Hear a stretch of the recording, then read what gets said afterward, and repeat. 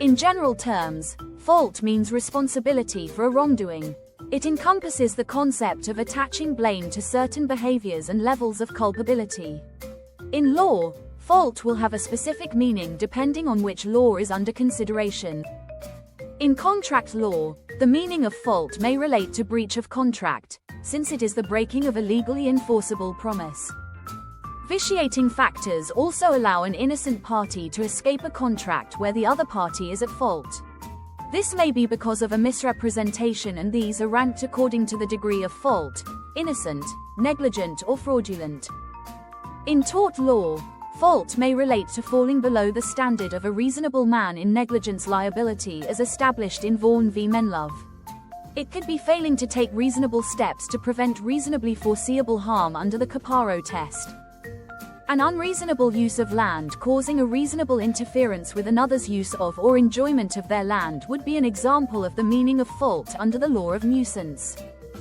In criminal law, the meaning of fault varies depending on the particular offense under consideration. The meaning of fault will be detailed in the elements of the particular crime. Most true crimes, with the exception of strict liability crimes, require proof of an action which can be said to be at fault, the actus reus, in addition to requiring proof that the mental state of the defendant was at fault. Whilst the actus reus varies according to the particular crime, there exist common criteria for the mens rea. The meaning of fault for the mental element is set out in the mens rea. There are differing levels of mens rea, each reflecting a different degree of fault on the part of the defendant. There is intention. This reflects the highest degree of fault required for criminal liability, as a person who does something with intention to do so is obviously more culpable than one who acts without intent. The meaning of intention also encompasses oblique intent. This was defined in R.V. Woolen as where the result is virtually certain to occur from the defendant's conduct and the defendant appreciated that this was the case. The move away from an objective test of oblique intent seen in DPP v. Smith demonstrates that fault of the defendant is very much part of the meaning of oblique intent. Another level of mens rea is recklessness.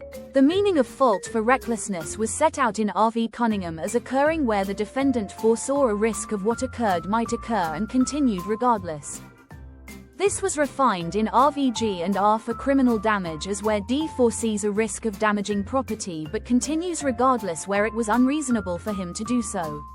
Thus, the meaning of fault varies depending on the crime. In summary, fault is the degree of blame attached to an individual or behavior.